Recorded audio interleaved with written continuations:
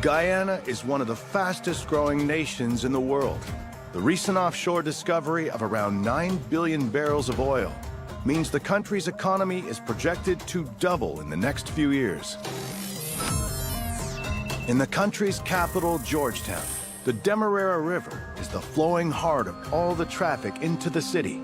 And this boost in industry means huge freighters now need to use the river. But the waters are scattered with forgotten wrecks, which pose a hazard to these much larger shipping vessels.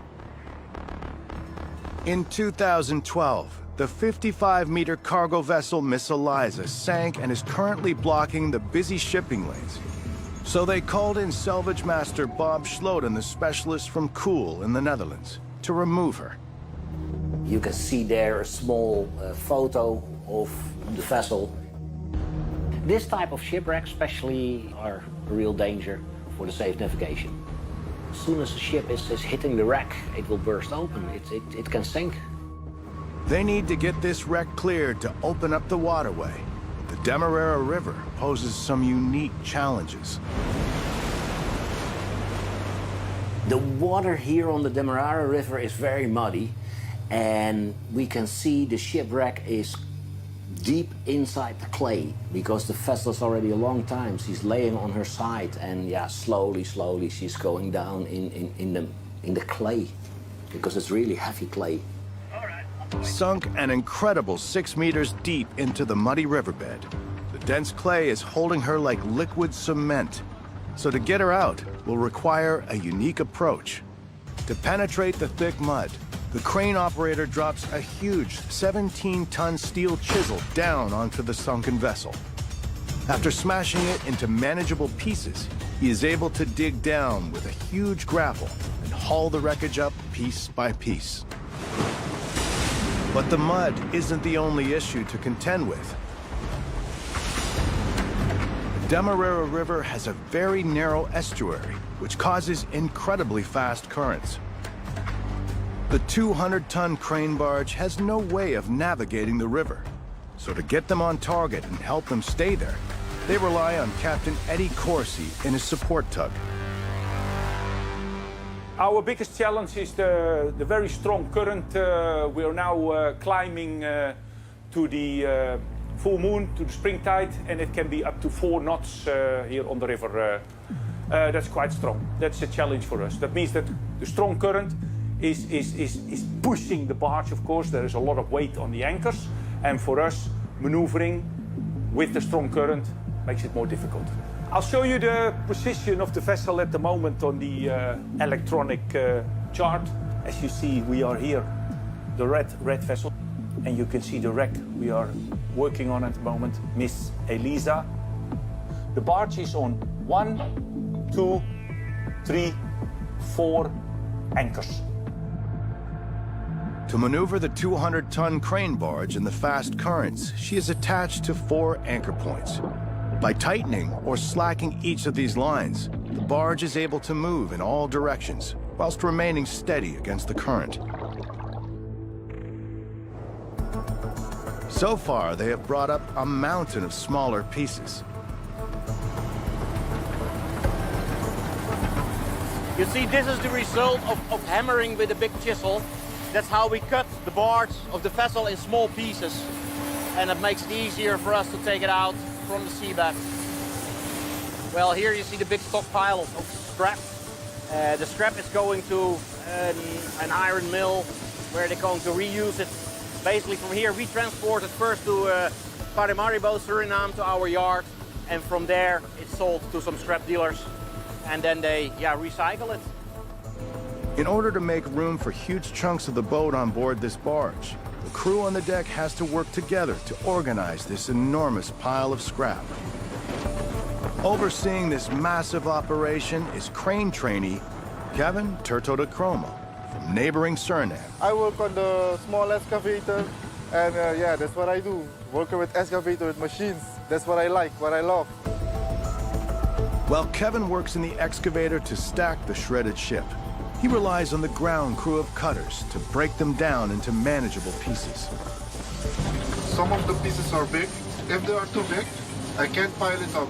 So they have to cut it down a little bit smaller so I could pile it up.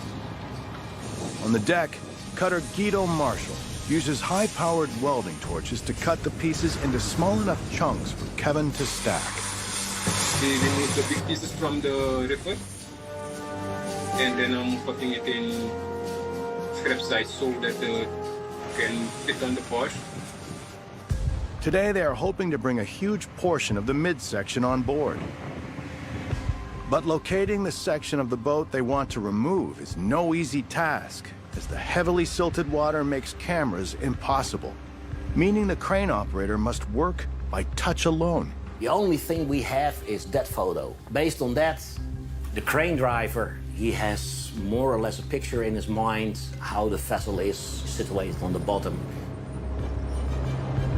The crane driver is very experienced, and by lowering the grab onto the vessel, he can feel it in his crane. No cameras, nothing. It's purely a mechanical grab. Working like this takes an incredible amount of skill. But luckily, with 42 years experience, crane operator Henry van der Meulen is one of the best in the business. I have my plate, and if I know where the front is, I start with that and I take a look how the pieces are coming out, and then, okay, this is this, and then I know where I am. Henry feels the outline of the ship, and once he is happy, drops the huge 17-ton steel crashing down on the wreck. We're still working with the chisel. As soon as he thinks he's finished, then we're gonna change that chisel, the big plate, for the wreck grab.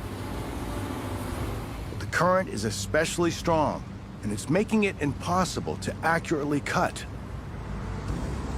Well, here it's quite difficult, especially with the big chisel. That's a big plate. And as soon as it touches the water, you will see the current is pushing her away. So the crane operator is all the time adjusting the boom and try to get the correct position, but it is quite tricky. And wow, it's quite strong current already. Strong current means the chisel can easily get snapped off or trapped. No replacements. It would mean a huge problem for the operation. If there is a lot of current, then the current is pushing the chisel away, which means if he's not going straight down, but the current is pushing him away, the chisel can slide into the mud and can be stuck in the bottom. And you can lose the chisel very easily. Yo, Eddie. Oh. Tricky, see the plate, it's really a problem. With the currents finally slacking, crane operator Henry sets to work, dropping the huge 17-ton chisel used to break up the wreck. After multiple drops, Henry thinks he has a small enough section to bring on board. I think he's through, so now he's in two and we can pick it up. So they switch over to the huge grapple claw. This is the big grapnel, hanging on the crane, lowering it on top of the shipwreck, and then he's picking it up, lifting it up, and dumps it here on deck. He begins by bringing up some of the smaller pieces which have broken off. Now it's breaking loose. Then digs his grapple into the huge section they have been targeting. But as it comes up, he might have bitten off more than he can chew. This is a very heavy piece. The section is around 50 tons, but caked in heavy mud and clay, its weight is doubled, causing the crane to strain under the weight. This is the biggest problem here. You have a lot of mud. When you have the clay that will stuck in the wreck, and then it is, then you have a problem to bring them on board. The huge section is too heavy to safely lift onto the barge, but if he drops it, the piece could break apart and wash away down the river. This is the biggest one up to now. Oh, it's all falling apart. This is where the fast currents can be used to their advantage.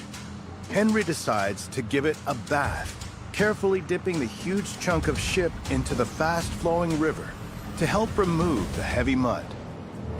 I shake it off in the river, otherwise it is too heavy. You cannot get them here on the barge. And with the heavy clay washed off, he's able to gradually bring it on board. Oh, now it looks better. I think you can make it, this one. Bringing up this massive section intact takes them a huge step closer to clearing the waterway.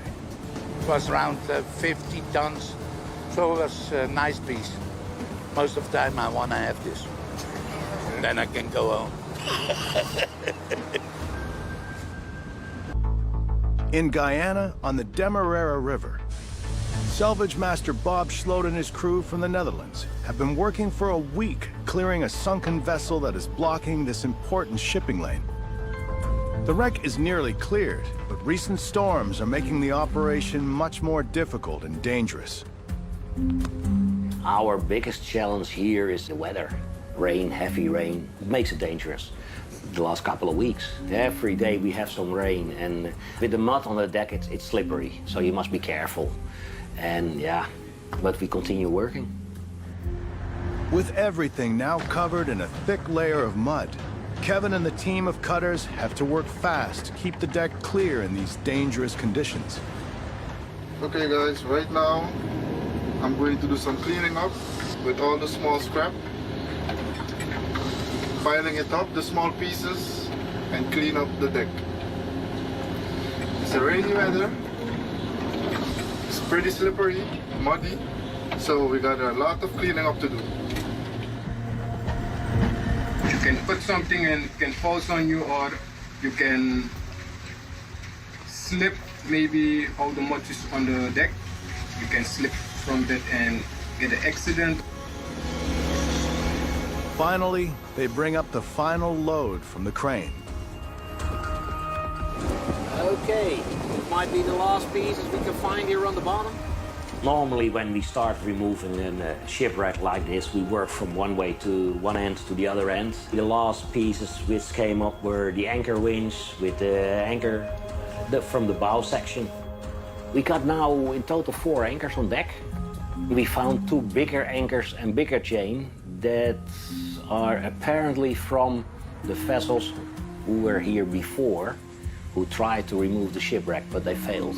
And probably their anchor chain was stuck in the shipwreck. Yeah, then you can't do anything, then you need to cut your chain and leave it on the bottom. And we recovered it now. You can see it on deck, the big pile of anchor chain. Before the job is complete, they must survey the riverbed to ensure no dangerous wreckage remains hidden beneath the surface. There is a survey boat coming who will survey the area where the shipwreck was to see if everything is removed or if there are still small pieces somewhere around on the bottom. And they have finished just in time, as the survey boat has arrived a day early. They will need to scramble to move the huge crane barge, as they are right on top of the area that needs surveying. The Cola 42, Bob. Yeah, Bob, this is Cola 42, Chief Officer speaking. Over. Hi, Chief. Hey, can you please inform the captain that we're gonna shift the barge because the survey boat is coming within an hour? The crew are on a shift break, but Bob needs them to jump back into action fast. Everybody a radio, we're going to move. The survey boat is coming. It will take all the crew to coordinate and manage the 4 huge anchor cables and move the barge safely out of the way. Okay, everybody to a winch. Clap. Bob will coordinate his team to slacken the top 2 anchors and tighten the bottom pair in order to pull the barge away from the salvage area. The team has to work quickly. The survey boat won't wait, and if they miss their slot, it might not return for days or even weeks. Okay, stop. They get her moved just in time, and the boat is able to complete its survey.